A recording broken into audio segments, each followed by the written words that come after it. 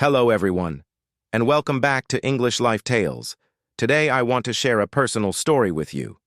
It is not a loud story. It is not a dramatic one, but it is real. It is a story about fear, about growth, and about a big challenge that changed the way I see myself. My name is Daniel, and when I was younger, I believed that fear meant weakness. I thought confident people were simply born that way, and shy people like me would always stay shy. At that time, I didn't understand something very important. Confidence is not something we are born with. It is something we build, slowly, quietly, step by step, often by facing the things that scare us the most. Back then, fear felt like proof that something was wrong with me, as if it meant I was not strong enough, not brave enough, and not good enough compared to others. Whenever I felt afraid, I blamed myself. I wondered why simple things felt so difficult for me, while they seemed easy for everyone else. Speaking in front of the class, sharing my opinions, or even asking a question. Each of these moments made my heart race. From the outside, others looked fearless, but inside, fear lived quietly in me.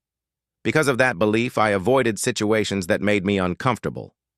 I stayed silent, kept my thoughts to myself, and chose safety over growth. Each time I avoided fear, I felt a small sense of relief. But that relief never lasted long. Instead, it slowly turned into regret. Deep down, I knew I was holding myself back, but I didn't know how to change. At that time, fear felt like a wall that stopped me from moving forward. I couldn't see that it was actually a door waiting for me to open it. Looking back now, I understand something I couldn't see back then.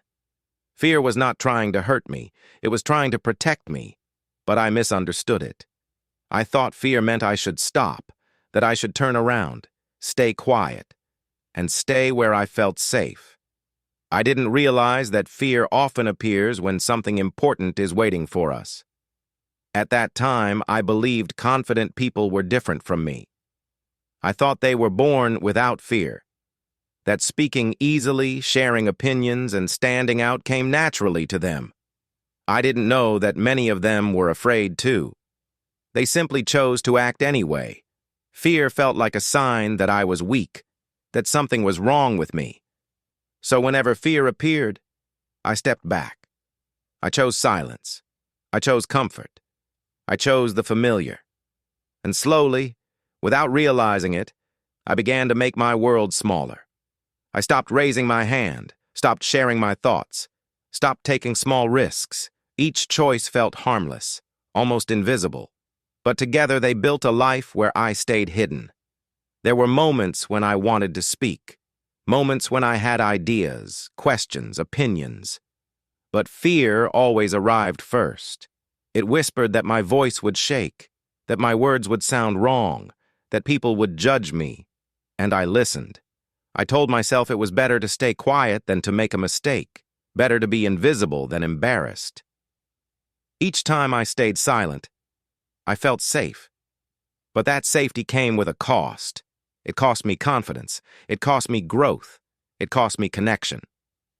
At night, I often replayed the day in my mind. I thought about what I wanted to say but didn't. The chances I quietly let pass. Those thoughts stayed with me long after the classroom grew silent. I felt frustrated, not with others, but with myself. Deep down, I knew I was capable of more. I just didn't know how to reach it. I didn't yet understand that confidence is not something we wait for. It is something we build, and most of the time, we build it in uncomfortable moments, moments that feel small, moments that scare us. Back then, I couldn't see that fear was not a wall. It was a door, and on the other side of that door, there was growth. But I wasn't ready to open it yet, not at that time. It would take one bigger challenge, one moment I couldn't avoid, to finally help me see that fear was not my enemy. It was simply a sign that something important was waiting for me. Back then, I didn't see fear as a teacher. I saw it as a warning, a sign that I should stop trying. So whenever fear appeared, I stepped away quietly. I didn't fight it. I didn't question it. I simply listened. And over time, fear became familiar, almost comfortable. It became part of my routine, part of my identity.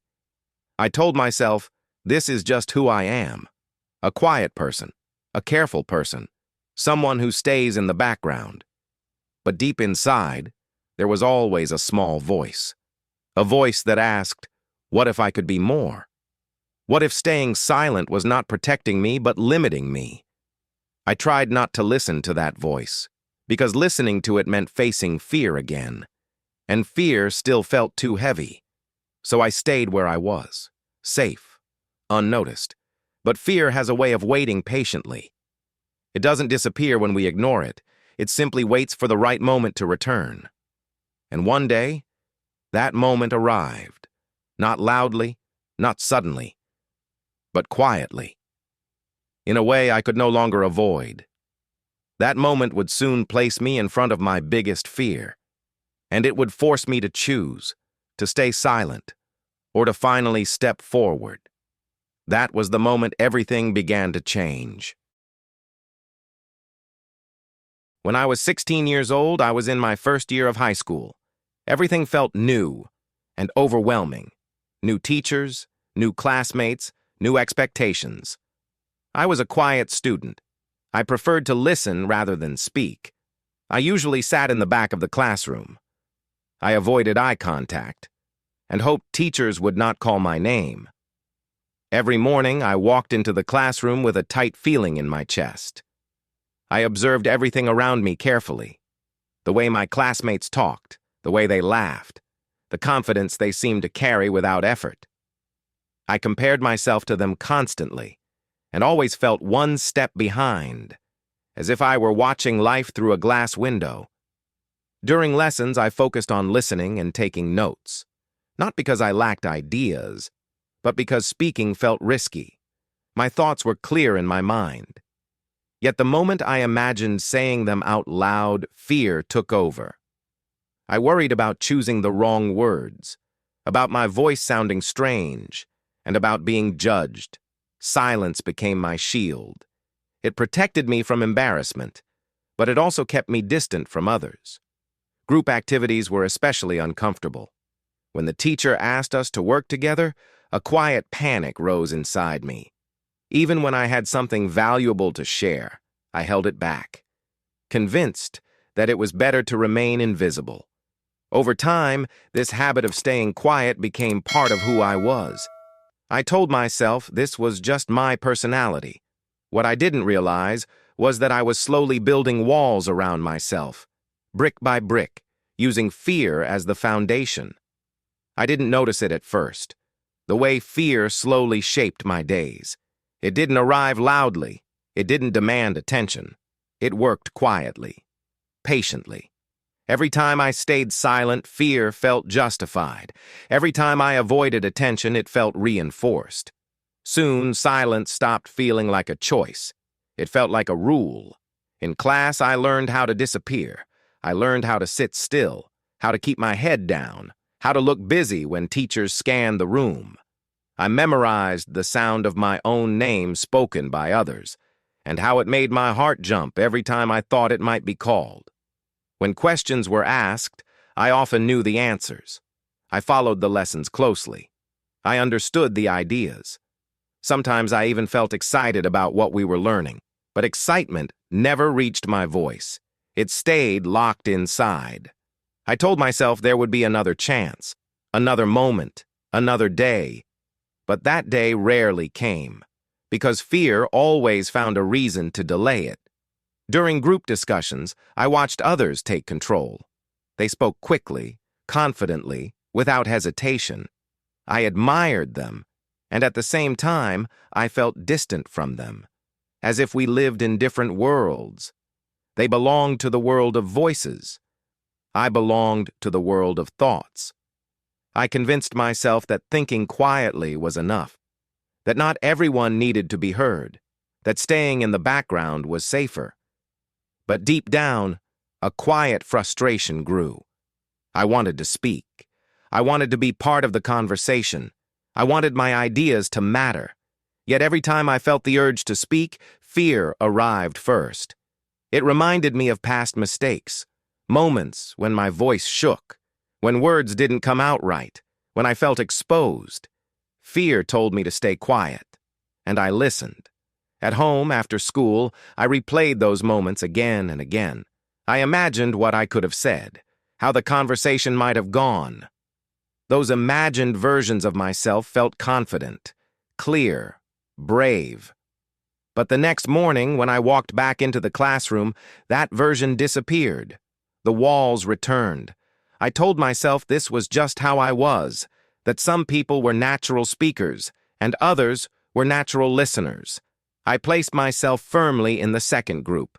It felt easier to accept that identity than to challenge it, because challenging it meant facing fear, and fear still felt too powerful. There were moments when teachers encouraged me, when they said I should speak more, that my ideas mattered. I nodded politely. I smiled, but inside, their words felt heavy, like expectations I didn't know how to meet. Instead of motivating me, they increased the pressure. They reminded me of the gap between who I was and who I felt I should be. So I withdrew further. I became careful with my words, careful with my expressions, careful not to draw attention. Over time, this carefulness turned into habit, and habit turned into identity. I stopped asking myself what I wanted. I focused instead on what felt safe, and safety for me meant silence. But silence has its own weight. It follows you home. It fills quiet rooms. It appears when you lie awake at night, thinking about the day, thinking about all the moments you let pass. I didn't realize it then, but fear was shrinking my world. Not all at once, slowly, almost invisibly. It didn't stop me from living. It stopped me from participating, from being fully present, from trusting my own voice, and the longer I stayed silent, the more unfamiliar my own voice became. Until one day, it felt easier to stay quiet than to speak. That was the moment I should have noticed. The moment fear stopped protecting me and started controlling me. But at 16, I didn't have the words to understand that. I only knew that something felt wrong, that I was capable of more, and that somehow I was standing in my own way. I didn't know yet how to change that, but that feeling, that quiet discomfort, never truly left me. It stayed there, waiting.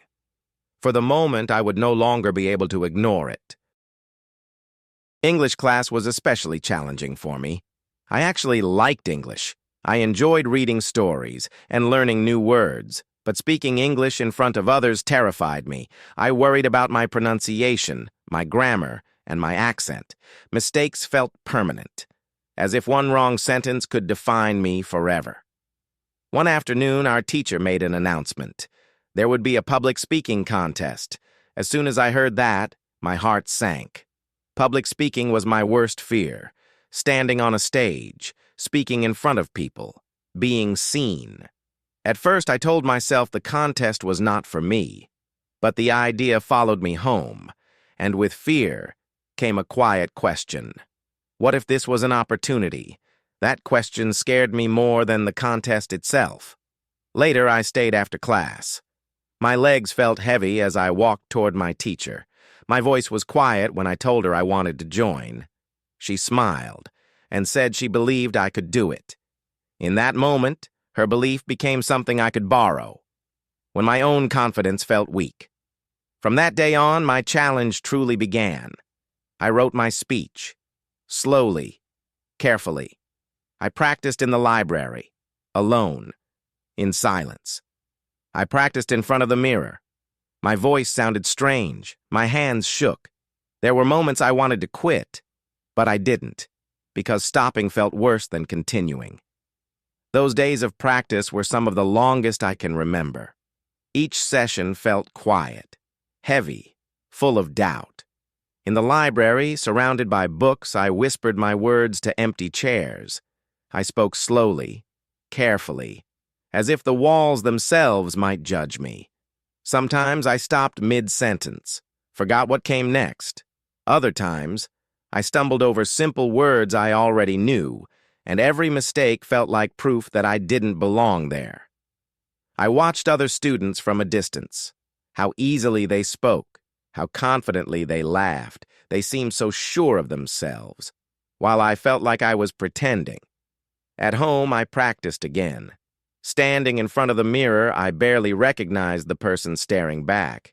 My voice sounded unfamiliar, too quiet, too unsure. I tried to stand straighter, tried to breathe slower, tried to imagine confidence. But imagination could only take me so far. Fear was still there. It sat in my chest, in my throat, in my hands. Every time I imagined standing on that stage, my heart raced. I wondered why I had said yes, why I had chosen the hardest possible challenge. There were nights when I considered quitting, telling myself it was a mistake, that I was not ready, that I had nothing to prove. Quitting would have been easy. All I had to do was walk away. No one would blame me. Most people would understand. But something stopped me. Not confidence, not courage, just a quiet refusal to return to who I was before. I didn't want this fear to decide for me. Even if I failed, I wanted to know that I tried. So I continued. Day after day, I practiced. Sometimes the words flowed. Other times they fell apart. But slowly, very slowly, something began to change. I started remembering my lines without checking the paper. My voice still shook, but it didn't disappear. I learned where to pause, where to breathe, where to slow down. Those small details made a difference. The speech began to feel familiar, almost like a story I had told myself many times. Still, doubt never fully left. On the morning of the contest, I woke up early, too early. My stomach felt tight. My hands felt cold. I went over my speech one last time, then again and again. Every word felt fragile. At school, the hallway buzzed with excitement. Students talked, laughed, compared notes. I stayed quiet, listening, waiting. When it was time to enter the auditorium, my legs felt heavy. Each step forward felt like a decision, to stay, to not turn back. Inside, the room felt larger than I expected. The stage lights were bright. The seats stretched far into the distance. I imagined all those eyes focused on me, judging me. My name was on the list. There was no hiding now. As I waited, I watched others go up. Some spoke confidently, some stumbled, some laughed off their mistakes. The world didn't end for any of them. That surprised me. When my turn approached, everything slowed down. The noise faded. The room blurred. I stood up almost automatically, as if my body was moving on its own. Walking toward the stage, I felt exposed. Every step echoed in my mind. I reached the microphone, took a breath, and for a brief moment, I considered running away. But then, I remembered all those quiet days, the library, the mirror, the fear I carried. I didn't come this far to stop now. So I began. My first words were barely audible. My voice trembled. But they were real. With each sentence, I felt a small shift. A little less fear. A little more control. I focused on the words. Not the audience, not the lights. Just the story I had prepared. Mistakes happened. But they didn't stop me. I kept going. When I finished, there was a pause. Then applause. Not loud. Not overwhelming. But enough. Enough to tell me I had done it. I stepped off the stage, my heart still racing. But something was different. Fear was still there, but it was quieter, smaller, no longer in control. I didn't win the contest, but I gained something else. Proof. Proof that fear does not disappear before we act. It fades because we act. And that lesson would stay with me long after that day. On the day of the contest, my heart raced. When my name was called, I wanted to run away. Instead, I took a deep breath and stepped onto the stage. The lights were bright. The room was silent. For a moment, my mind went blank. Then, I remembered something important. I didn't need to be perfect. I just needed to begin. So I spoke. My voice was quiet at first, but it was real. With each sentence, I felt stronger. Fear didn't disappear, but it loosened its grip. When I finished, there was applause. I didn't win a prize, but I gained something far more valuable. I gained confidence. Not the loud kind, not the fearless kind, but the quiet confidence that says, I can face fear and keep going. If you are listening to this and feel afraid to speak English, to share your ideas, or to try something new, remember this. You don't need to be fearless. You only need to be brave enough to try. Confidence does not come before action. It grows because of action. Thank you for listening. And remember, every challenge you face is quietly shaping who you are becoming. After I left the stage, my legs felt weak, not from fear, but from release. All the tension I had carried for weeks suddenly loosened. I walked back to my seat slowly, carefully, as if the moment might disappear if I moved too fast. People around me smiled. Some nodded. A few whispered kind words. I smiled back. Not because I felt proud, but because I felt lighter. Something inside me had shifted. For the first time, fear did not feel like a wall. It felt like something I had crossed. That day, nothing in my life changed dramatically. I went home. I ate dinner. I did my homework. The world looked the same. But I wasn't. In the days that followed, I noticed small differences. I raised my hand once, then again. My voice still shook, but it didn't stop me. I spoke in class even when my sentences were not perfect. And the world did not collapse. No one laughed. No one pointed. Life continued. That realization was powerful. It taught me that fear often exaggerates. It shows us the worst possible outcome and convinces us it is guaranteed. But most of the time, it isn't. I began to understand that confidence is not a feeling that arrives fully formed. It is built through small actions, through imperfect attempts, through moments when we choose to act even while afraid.